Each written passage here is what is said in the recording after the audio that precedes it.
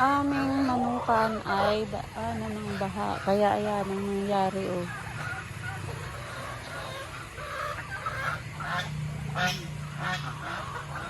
Tubig.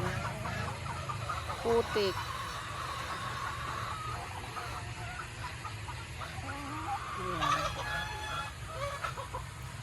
Nawala na rin yung tinatambak namin panangkalay. Dahil sa sunod-sunod na pag-ulan, ayan, sobrang putik.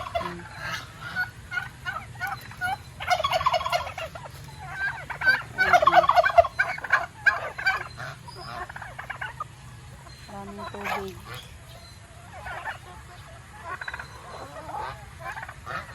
Ay, kawawa ang mga chicken. Ayan,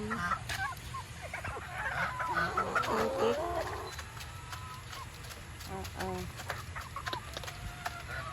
Ay, nako.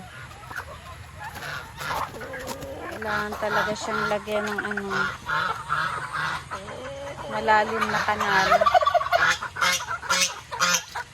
Ayan. Ay, sobrang putik. Grabe. Kawawa yung mga wala din yung talagang maputik.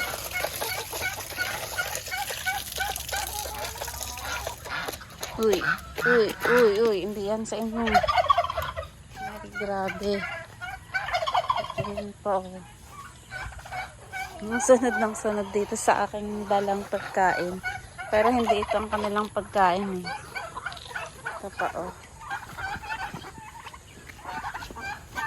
Mamaya na ang pagkain nyo. Mamaya na daw. Wala pa. Ayan,